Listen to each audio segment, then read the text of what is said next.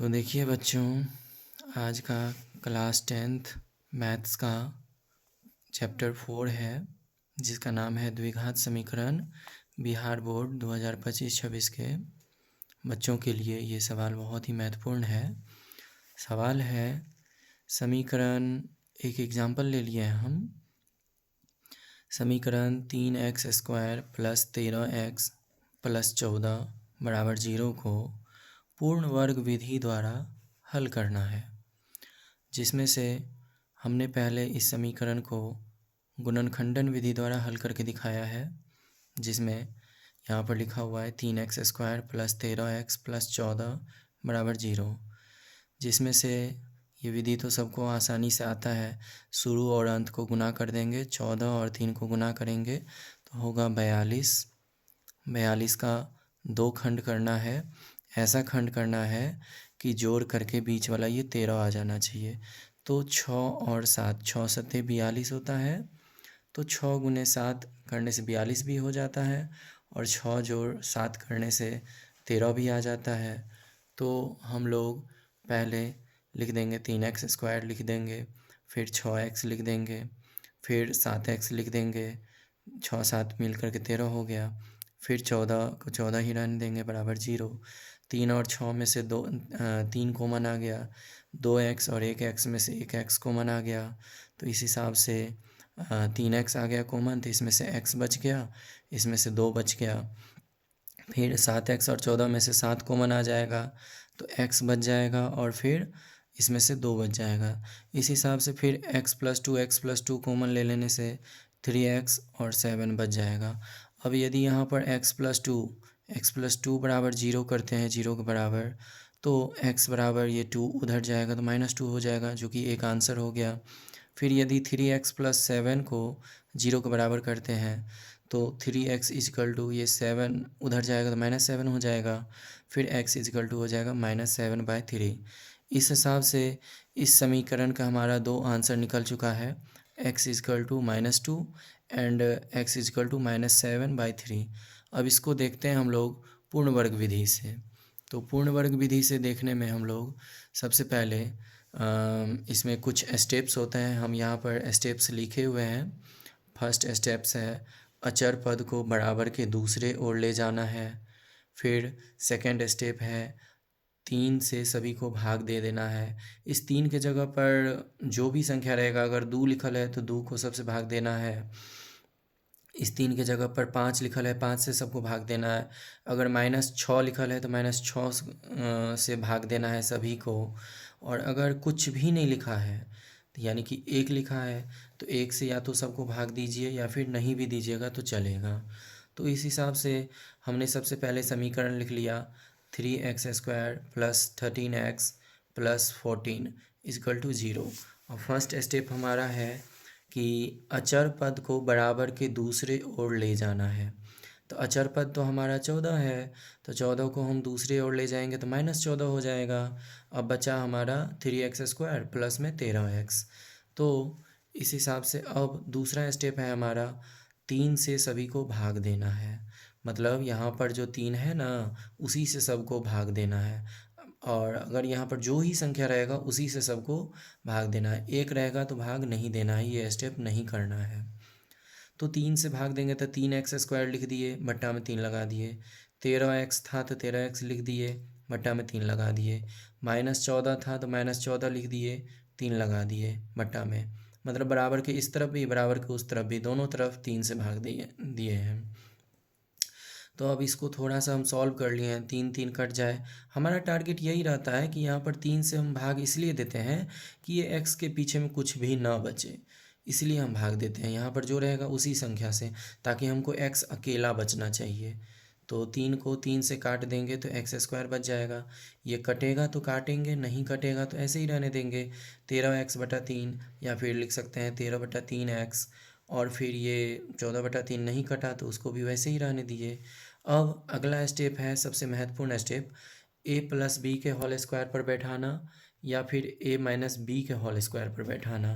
तो जिसमें से ये x जो है हमारा a का रोल निभाएगा, तो x को हम रख दिए a और उसका स्क्वायर, यानी कि a² हो गया। हम लोग जानते हैं कि ए प्लस बी का होल स्क्वायर बराबर होता है A square plus 2ab plus B square. तो इस हिसाब से हमारा ए स्क्वायर हो गया, ए बराबर हो गया एक्स, तो एक्स का स्क्वायर, बीच में 2ab, 2 के जगह पर हमने 2 लगा दिया, ए के जगह पर हमने एक्स लिखा था तो एक्स लिख दिया, और बी के जगह पर हमने जो है सो अपना मन से लगाना है। तो क्योंकि हम यहाँ पर 2 एक्स्ट्रा डाले हैं तो यहाँ पर बच गया जो है सो 13/3, 13/3 के बट्टा में भी हम 2 डाल देंगे, अर्थात हम 2 से अगर गुना किए हैं तो 2 से भाग भी करेंगे, बाकी का 13/3 तो अपना है ही, एक्स तो है ही। तो इस हिसाब से हमारा यहाँ पर ये समझना बहुत बड़ी बात है कि यहाँ पर जो है सो हमारा ये हो गया, ये 2ab वाला पार्ट है, तो 2ab में 2 हो गया हमारा ये 2, और ए को छोड़ दीजिए थोड़ा, ए जो है ना ये ए का रोल निभा रहा है एक्स, जो कि हम बाद में लिखे हैं, और ये पूरा ये इतना वाला जो देख रहे हैं ये पूरा बी का पार्ट हुआ, यानी कि 13 और बट्टा में 2 तिया 6, जिसमें से 13/3 पहले से था, और ये 2 हम एक्स्ट्रा डाले हैं क्योंकि यहाँ पर 2 आया। हर बार अगर मान लीजिए 9 रहेगा, सिर्फ 9, तो क्या करेंगे, 9 को 2 से गुना भी कर देंगे और 9 के बट्टा में 2 भी लगा देंगे। अगर 4/5 रहेगा तो 4/5 को हम 2 से गुना भी कर देंगे और 4/5 के बट्टा में भी 5 लगा देंगे, अर्थात यहाँ पर हम 2 से गुना भी कर दिए, 2 से भाग भी दे दिए, तो हमारा क्या हो गया, ये हो गया 2, ये हो गया ए, और ये पूरा हो गया बी। तो पूरा जैसे बी हो गया तो पूरा कैसे हो गया, 13/3 दूनी 6, तो इसीलिए हम बी स्क्वायर के बदले में 13/6 लिख दिए हैं और फिर उसका स्क्वायर कर दिए हैं। इधर हमारा अचर पद -14/3 था तो -14/3 लिख दिए, और क्योंकि जितना ये है पिछला लाइन में एक्स स्क्वायर 13/3 एक्स, उसी तरह से इधर भी है एक्स स्क्वायर, और ये काटेंगे 2 तो फिर से 13/3 एक्स ही बचेगा, लेकिन ये बराबर के इस साइड ये 13/6 का जो स्क्वायर है यानी कि बी का स्क्वायर ये एक्स्ट्रा आ गया है, तो इस एक्स्ट्रा के आने की वजह से बराबर के दूसरे तरफ भी हम लोग एक्स्ट्रा डालेंगे, यानी कि जो संख्या यहाँ रहेगा वही संख्या यहाँ पर भी देंगे, यानी कि बी स्क्वायर इधर भी देंगे, बी स्क्वायर इधर भी देंगे, अगर इधर पीछे में प्लस है तो इधर भी पीछे में प्लस ही लगाएंगे।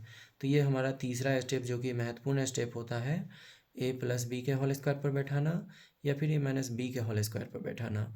एक बार फिर से देख लीजिए, ये हुआ हमारा एक्स स्क्वायर, ये हुआ 2, और ये ए, ये बी, जिसमें से हमने 2 से गुना भी कर दिया, 2 से भाग भी दे दिया इस 13/3 को, और फिर यही हो गया हमारा बी बिचला वाला, तो बिचला वाला बी का स्क्वायर कर दिए हैं।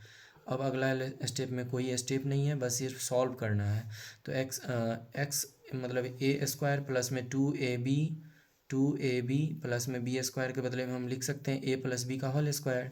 तो ए तो हमारा एक्स है और बी हमारा ये इधर है 13/6, तो 13/6 लिख दिए और होल स्क्वायर कर दिए हैं। इधर इन दोनों को इसका स्क्वायर कर दिया, -14/3 रह नहीं दिए, 13 का स्क्वायर 169 हो गया, 6 का स्क्वायर 36 हो गया। अब इस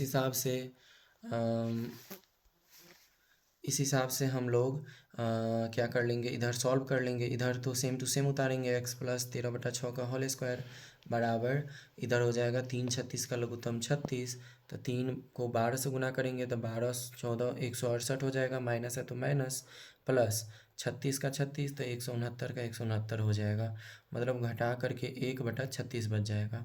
अब हम क्या कर देंगे, इस स्क्वायर को इधर लगाएंगे तो इधर हो जाएगा √1/36, प्लस माइनस लग जाता है, जब भी रूट लगाते हैं तो प्लस माइनस लग जाता है। तो अब 1/36 निकल के आ जाएगा, यहाँ पर एक्स बराबर ये 13/6 को उधर लेके गए तो माइनस में 13/6 हो गया, और ये 1/36 निकल के हो जाएगा प्लस माइनस 1/6।